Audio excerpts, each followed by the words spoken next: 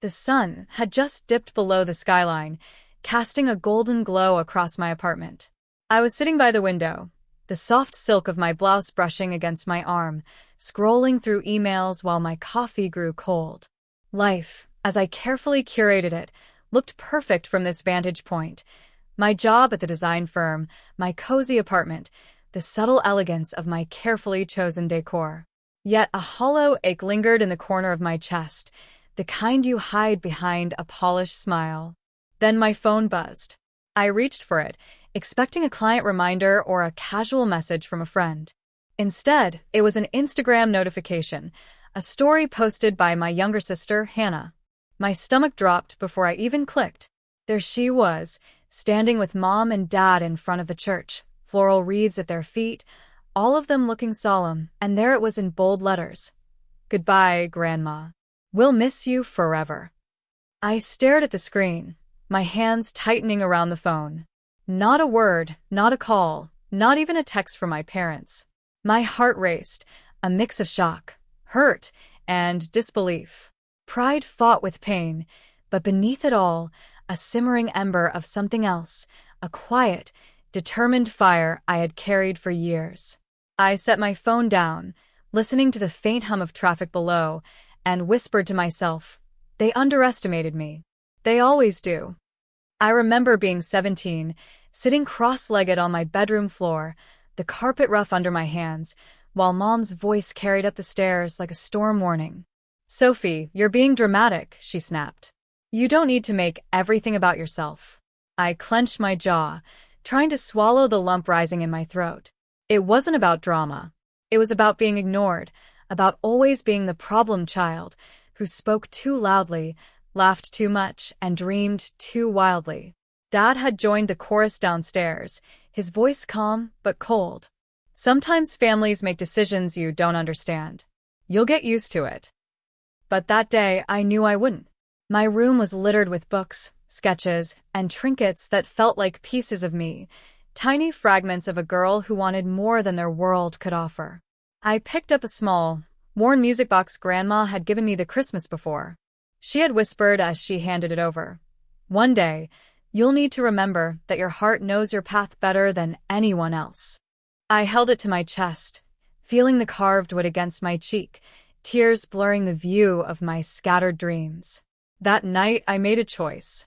I would leave the suffocating orbit of their expectations and carve my own way, even if it meant standing alone. I snuck into the attic, dust motes dancing in the sunlight, and pulled down a faded cardboard box filled with old notebooks, letters, and little keepsakes from Grandma. It felt like carrying a secret inheritance, not money, not jewels, but the permission to be unapologetically myself. I remember whispering to the empty room, "I'll make you proud, Grandma, even if they never see it." And with that, I started planning.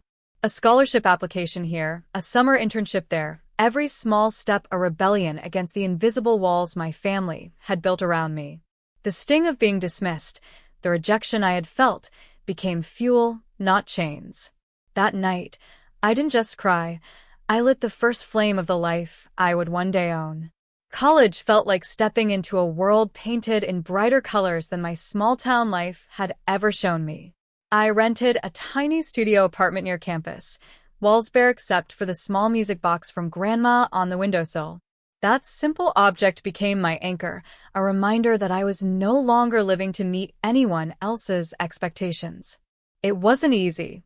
Late nights turned into early mornings, textbooks piled beside my laptop, coffee cups littering the floor.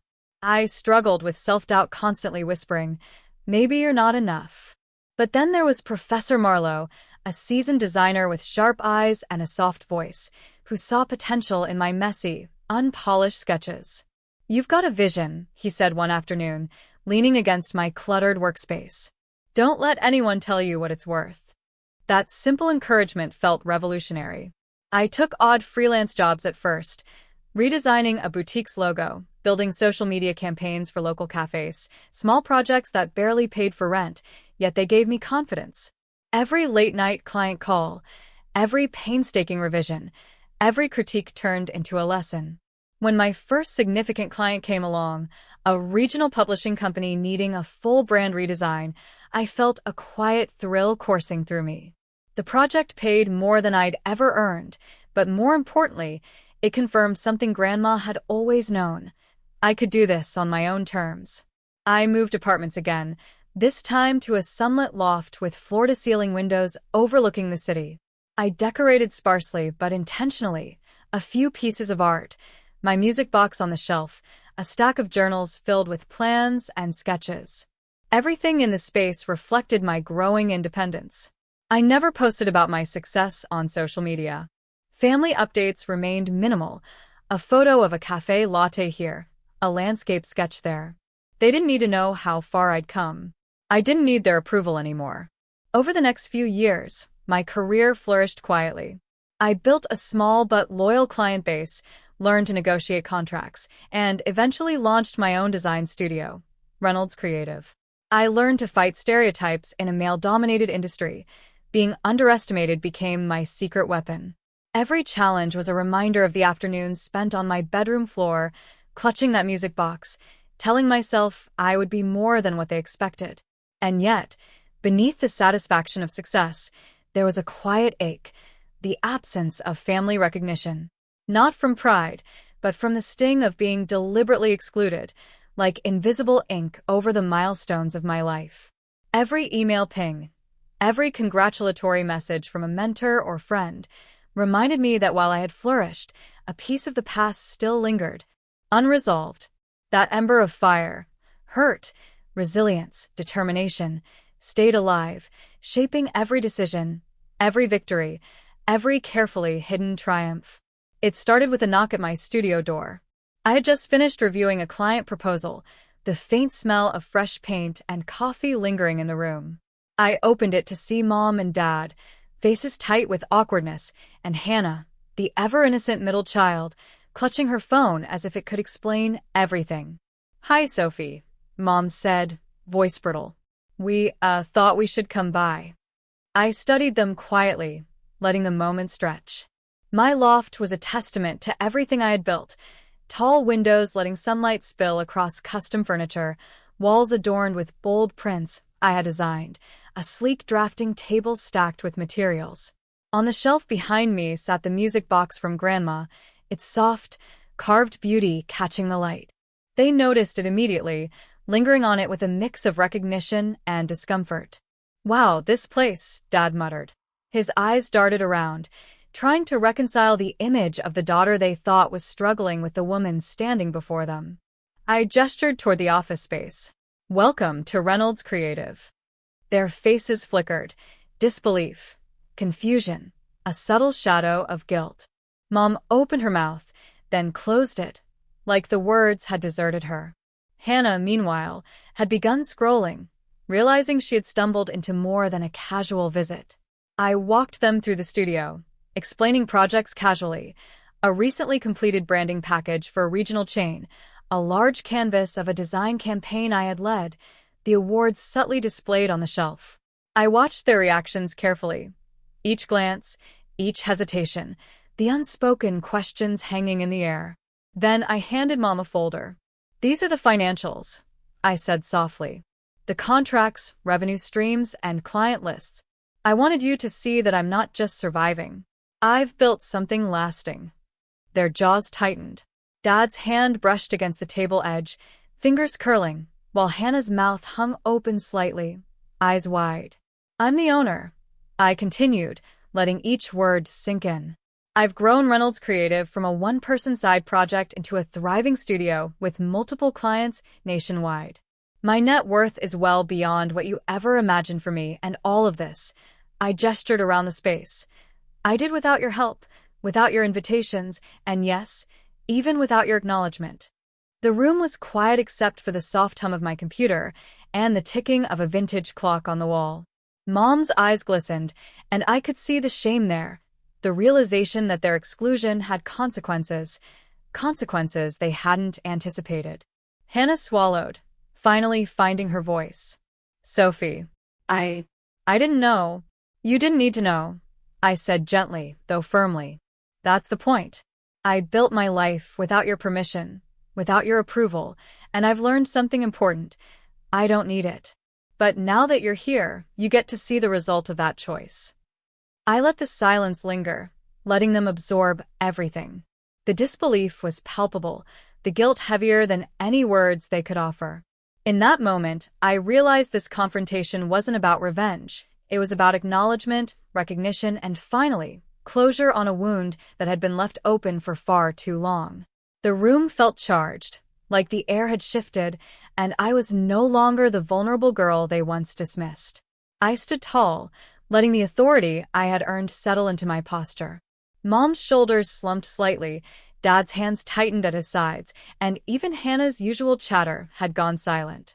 I realized then that I had the upper hand, not just in wealth, but in control over how our relationships would move forward. I want to be clear, I began, my voice steady, soft yet unyielding. I'm willing to rebuild a connection with all of you, but it won't be the same as it was. We need to start fresh, and that starts with accountability. Mom looked up, eyes wide. What do you mean? I gestured toward the shelf with my music box. Grandma always said that we have to honor our own paths. I've honored mine, and now I need you to reflect on yours. If we are going to be part of each other's lives again, there are conditions. I started with Mom. I need you to stop dismissing my feelings and decisions. I want honesty, empathy, and an effort to meet me halfway instead of assuming you know best. No more decisions made behind my back. Dad was quiet, but his jaw was tight. And you, he asked. You need to acknowledge the patterns you've kept alive for years. The subtle judgments, the undermining, the idea that I'm less than because I don't fit your expectations. I'm willing to forgive, but I won't ignore it anymore. You must take responsibility and actively work on breaking those habits. Hannah, still holding her phone, looked sheepish. I can try. You can try, or you can commit, I said. Part of this is understanding that my life isn't about fixing yours. It's about recognizing the consequences of choices, and then consciously choosing growth. That means pursuing your dreams, dropping toxic patterns, and learning what it means to truly support one another. I let each condition sink in, watching their faces carefully. Mom blinked back tears, Dad's sternness softened slightly, and Hannah's eyes glimmered with tentative understanding. And just to be clear, I added, helping you isn't automatic. It's conditional. I can guide, support, and share, but only if each of you commits to real change. Anything less won't be enough. The room was silent, but it felt lighter. Not because forgiveness had magically appeared, but because boundaries had been set. I realized that this moment wasn't about power for its own sake. It was about respect for myself and for the family I was willing to include in my life on my terms. I took a deep breath, feeling the weight of years of hurt, pride, and perseverance settling into clarity. For the first time, I sensed that the future wasn't just a continuation of the past. It was a blank canvas, and I was holding the brush. My parents and sister were finally beginning to see me, not the girl they underestimated, not the child left behind, but the woman I had always been meant to become. Weeks passed after that confrontation, and change, slow but real, began to take root. Mom started calling before decisions, asking for my opinion instead of assuming it. She shared little victories, a work promotion, a book she had started writing, and I listened, offering guidance instead of judgment. Dad, too, softened. He joined me at a local art exhibit I had curated, quietly praising the collection, not with the gruffness of old, but with genuine admiration. And Hannah, she began showing up, not just in photos on social media, but in real life, asking questions about my projects, laughing at my small office jokes, carrying a curiosity I hadn't seen in years. I still kept my music box on the same shelf in my loft. Every morning, when sunlight spilled over its carved wood, I touched it gently, remembering Grandma's words, "Your heart knows your path better than anyone else." That phrase, once a whispered comfort in my most fragile moments, now felt like a mantra. It reminded me that the journey mattered more than the recognition, that the pain I endured, the nights I spent wondering if I would ever belong, were all part of a story I had written for myself. And yet, there was warmth in seeing my family genuinely trying. Not perfectly, not without stumbles, but with effort. Their small gestures of acknowledgement, their willingness to confront old habits, became threads weaving a new tapestry of connection. I realized that empowerment wasn't about keeping everyone at a distance. It was about choosing who deserves to walk alongside you and under what terms. One evening, as I closed my laptop and let the soft hum of the city lull me, I felt a quiet satisfaction settle into my chest.